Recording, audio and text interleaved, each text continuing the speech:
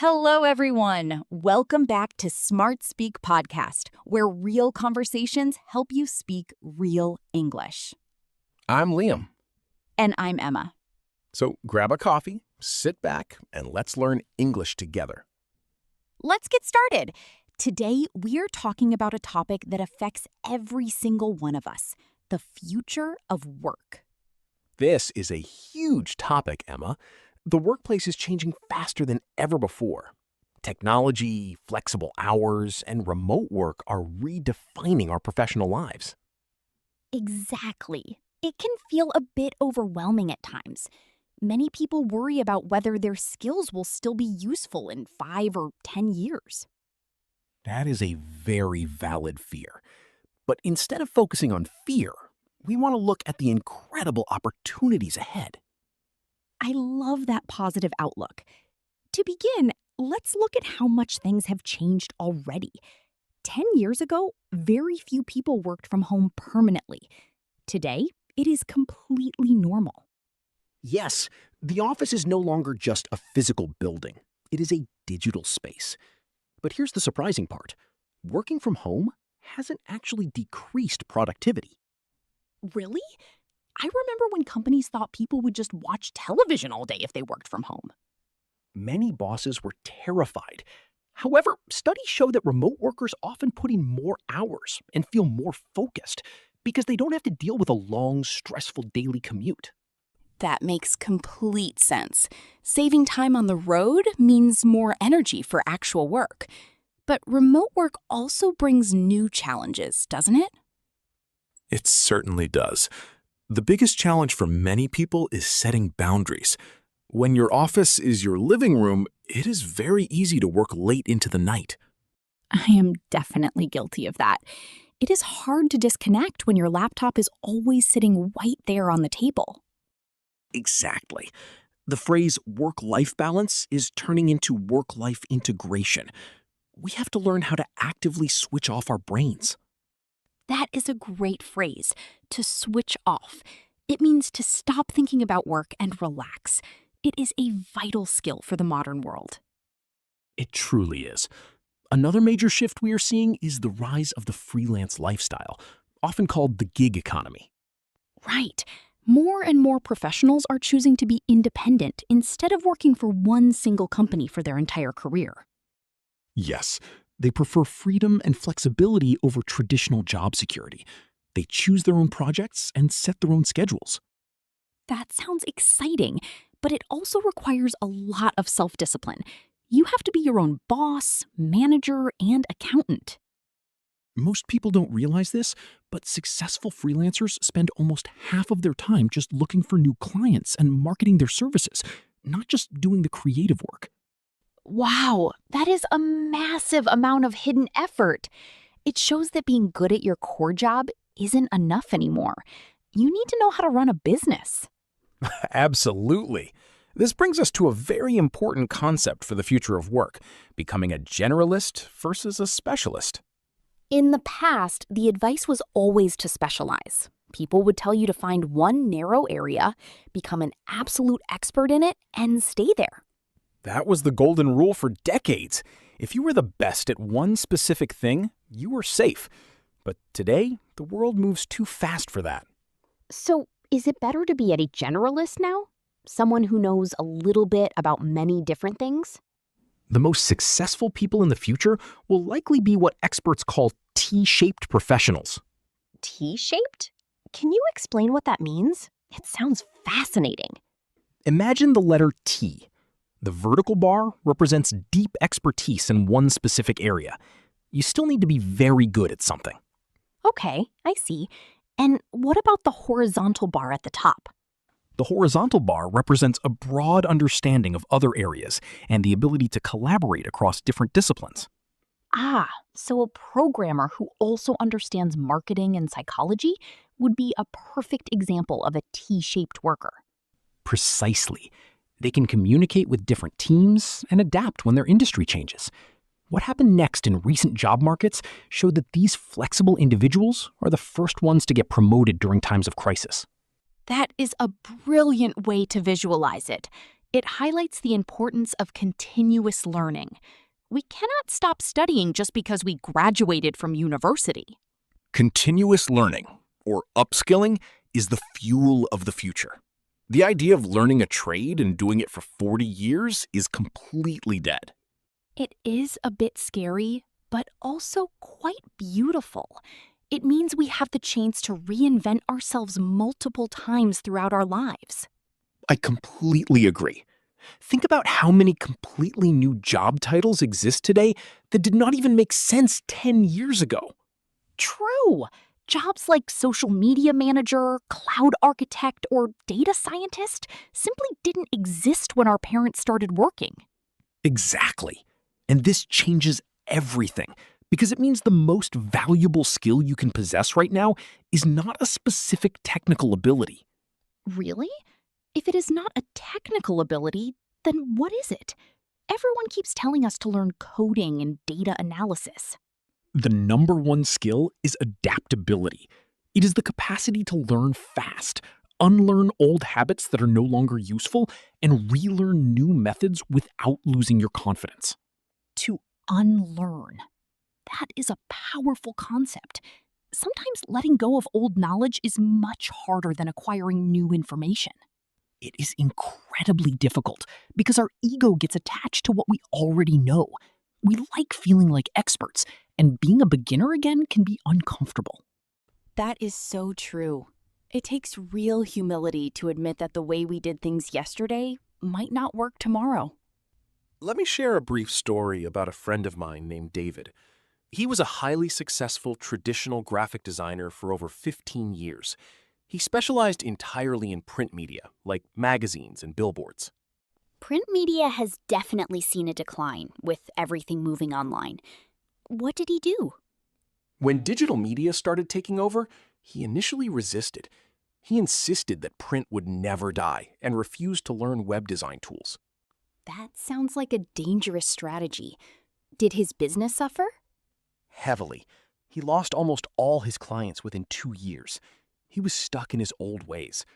But here's the surprising part. Instead of giving up, he completely shifted his mindset. How did he turn things around? He took a 3-month break, enrolled in intensive online courses for user experience design, and learned how to create interfaces for mobile applications. That must have been tough for someone with 15 years of experience in a different format. It was a total blow to his pride, but he combined his deep knowledge of classic visual design with his new digital skills. Today, he makes twice as much money as an app designer. That is an inspiring example of adaptability. David didn't throw away his past experience. He built on top of it. Exactly. He became a T-shaped professional. He proved that age or background doesn't limit your future if you are willing to learn. Speaking of shifts in the workplace, we cannot talk about the future of work without mentioning artificial intelligence. AI is everywhere in the news right now. It is the biggest conversation starter in the corporate world today. Many people are terrified that artificial intelligence will steal their jobs. It is easy to see why. We see AI writing articles, creating beautiful art, coding websites, and even analyzing medical data in seconds.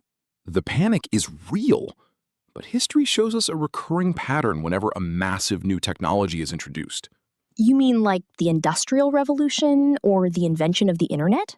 Yes. When the automated teller machine, or ATM, was invented for banks, people predicted that all bank tellers would lose their jobs. And did they? I still see people working inside banks today.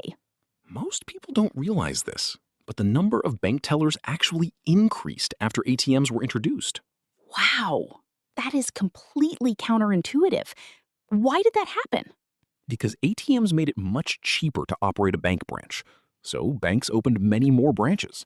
The tellers stopped doing simple cash counting and started focusing on higher value tasks like customer service and financial advising. That is a fascinating insight. The technology didn't eliminate the workers, it shifted their responsibilities toward more human tasks. Exactly. AI will not replace humans. Instead, humans who use AI will replace humans who do not use AI. That is a brilliant way to frame it. AI is a tool, a superpower for our productivity, not necessarily a replacement for our humanity. Precisely. Artificial intelligence is incredibly efficient at analyzing patterns, processing huge amounts of data, and handling repetitive actions. But it lacks unique human qualities. It cannot feel empathy, it doesn't possess genuine creativity, and it cannot build deep relationships. You hit the nail on the head, Emma. Those are what we call soft skills or human skills. In the future, these soft skills will become the most valuable currency in the job market. To hit the nail on the head means to describe exactly the right answer. I love that idiom. So, skills like leadership, empathy, and emotional intelligence are going to protect our careers? Absolutely. A machine can generate a sales report, but it cannot inspire a team of tired employees on a Monday morning. It cannot understand the subtle emotions of an upset client. That gives me a lot of comfort. It means the future of work is actually going to be more human, not less. It really is. We are moving away from treating humans like robots who do routine tasks and moving toward empowering humans to do what they do best: create, communicate, and connect. So, if someone wants to future-proof their career right now, they should work on both their technical understanding of AI tools and their interpersonal communication. Yes, a balance of high tech and high touch. What happened next in a recent global corporate survey confirmed that companies are prioritizing teamwork and communication over advanced technical degrees. This is such an empowering perspective. It changes the narrative from a scary sci-fi movie to an exciting era of personal growth. It really does. Another major trend we should talk about is the democratization of opportunity. Democratization. That means making something accessible to everyone, right? Yes. In the past, if you wanted a high-paying job in technology or finance, you had to live in a major city like New York, London, or Tokyo. Because that was where the headquarters and the talent were located. But today, talent is everywhere, while opportunity used to be localized. With remote work and global platforms, a talented programmer in a small village can work for a multi-billion-dollar company in Silicon Valley. That is a wonderful shift. It levels the playing field for global professionals, regardless of where they were born. It is revolutionary. However, it also means that the competition is now global. You are no longer just competing with people in your local neighborhood or city. You are competing with the entire world. That means standing out becomes even more crucial. Exactly. And this changes everything because your personal brand becomes your digital resume. How you present yourself online matters immensely. Your personal brand? You mean like having a professional profile on sites like LinkedIn or sharing your projects publicly? Yes, showing your work, writing about your industry, and building a network online is how global opportunities find you today. It seems like the future of work requires us to be much more proactive. We cannot just wait for a company to post a job advertisement and send a traditional CV. Proactivity is key. The traditional path of sending out hundreds of identical resumes is becoming obsolete. AI filters often reject them before a human even looks at them. That sounds frustrating for job seekers. What should they do instead? They should focus on building genuine connections and creating proof of their skills. For instance, if you are a writer, publish articles. If you are a designer, build a public portfolio. Create before you are asked to create. Show, don't just tell. Exactly. Let the quality of your output speak for itself. That is how you capture attention in a crowded global marketplace. This has been such an eye-opening conversation, Liam.